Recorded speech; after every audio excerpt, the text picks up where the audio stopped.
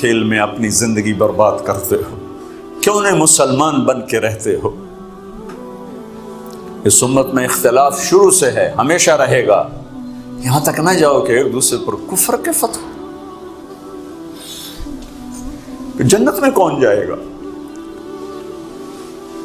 سنیوں نے کہا وہابی کافر، وہابیوں نے کہا سنی کافر، بریلیوں نے کہا دیوبندی کافر، دیوبندیوں نے کہا بریلوی کافر، شیعہ نے کہا سنی کافر، سنی نے کہا شیعہ کافر۔ جنت میں کون جائے گا؟ کچھ تو بھائیو میرے نبی کی محنت کی قدر کرو۔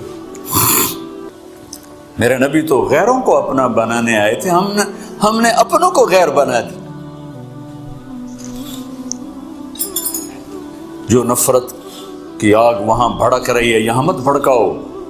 جاؤ میرے دیس میں دیکھو کتنے سر کٹ چکے، کتنے سہاگ اجڑ گئے، کتنی مائیں بے آسرا ہو گئیں، کتنی جوان بیٹیوں کی مانگ ویران ہو گئی۔ کیا اسی کا نام اسلام ہے؟ اسی کا نام عشق رسول ہے؟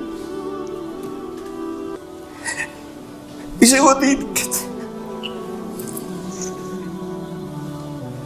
ایک دوسرے کی مسجدوں میں نہیں جاتے ہو، ایک دوسرے کے پیچھے نمازیں نہیں پڑھتے ہو، جنت کے ٹھیکیدار بن گئے ہو۔ ایک دفعہ آپ گھر سے باہر تشریف لائے تو صحابہ آپس میں مناظرہ کر رہے تھے، جیسے آج کل مناظرے سنی وہابی شیعہ، سنی بریلوی دیوبندی جو مناظرے چل رہے ہیں، صحابہ آپس میں مناظرے کر رہے ہیں۔ ایک کہتا ہے قرآن یوں کہتا ہے، ایک نے کہا قرآن یوں کہتا ہے، تو آپ کے چہرے کا رنگ غصے سے سرخ ہو گیا۔ ہم نے کہا کیا میں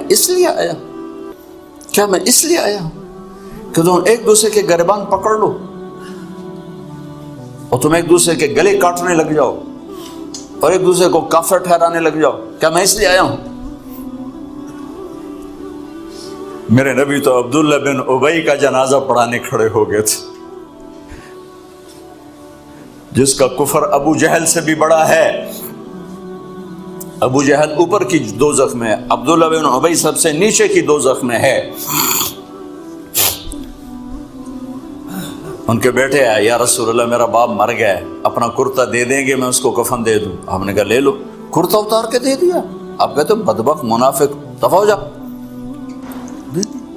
کہ یا رسول اللہ آپ جنازہ پڑھائیں گے؟ کہاں پڑھاؤں گا؟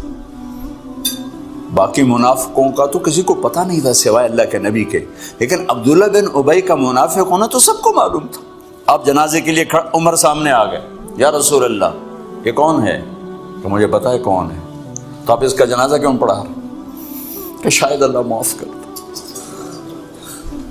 کہ عمر پیچھے ہٹ جا، مجھے پتا ہے یہ کو، میرے اللہ نے کہا ہے تو ان کے لیے دعا کر یا نہ کر، میں معاف نہیں کروں گا، میں کرتا ہوں شاید اللہ معاف کر دے۔ پھر فرمایا کہ میرے اللہ نے کہا اگر تو 70 دفعہ بھی ان کے لیے دعا کر تو میں معاف نہیں کروں گا۔ اگر میرا اللہ کہتا اے میرے محبوب اگر آپ 70 دفعہ اس کے لیے دعا کریں گے تو میں معاف کر دوں گا، تو میں اس کم بخت کا 70 دفعہ جنازہ پڑھا دیتا۔ مجھے بتاؤ تم کہاں سے یہ دین لے کر آئے ہو جس میں تم فرقوں میں بٹ گئے ہو، نفرتوں کی آگ تم نے لگا دی ہے؟ یہ کہاں سے اسلام آیا ہے؟ میں تمہیں اللہ اس کے رسول کا واسطہ دیتا ہوں، امت بن کے رہو، مسلم بن کے رہو، کوئی گنجائش اپنے عقیدے پر پکے رہو، دوسرے کے لیے گنجائش رکھو۔